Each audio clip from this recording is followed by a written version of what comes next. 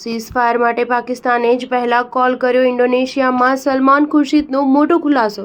કોંગ્રેસના વરિષ્ઠ નેતા અને પૂર્વ વિદેશ મંત્રી સલમાન ખુરશીદે શુક્રવારે ઇન્ડોનેશિયાની રાજધાની જકાર્તામાં પત્રકારો સાથે વાત કરતા સ્પષ્ટ કર્યું કે ઓપરેશન સિંદૂર દરમિયાન ભારત નહીં પરંતુ પાકિસ્તાને સૌથી પહેલા સંપર્ક કરી સીઝફાયરની રજૂઆત કરી હતી. પાકિસ્તાનના ડીજીએમઓએ ભારતના ડીજીએમઓને ફોન કરી સંઘર્ષ વિરામની માંગ કરી અને ભારતે ત્યારે જવાબી કાર્યવાહી રોકવાનો નિર્ણય લીધો હતો. જણાવી દઈએ કે તેમની પાર્ટી કોંગ્રેસ સીઝફાયરને લઈને સતત પ્રશ્ન કરી રહી છે. રાહુલ ગાંધીએ ખુદ અનેકવાર કહ્યું કે અમેરિકાના દબાણના કારણે ભારતે સીઝફાયર કર્યું છે.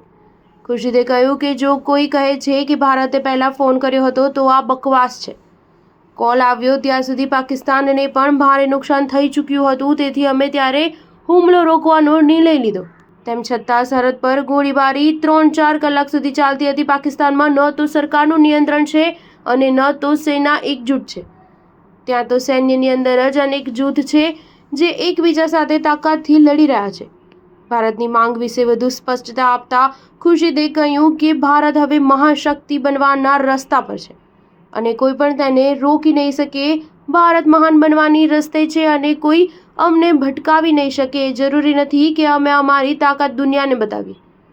ભારતની એકમાત્ર અને સ્થાયી માંગ એ છે કે પાકિસ્તાન આતંકવાદનો સાથ છોડી દે. ભારતનો અવાજ આજે સત્તા પક્ષ અને વિપક્ષ એકસાથે ઉઠાવી રહ્યા છે. જો પાકિસ્તાનમાં થોડી પણ સમજ બચી હોય તો સમજે કે ભારત શું માગે છે.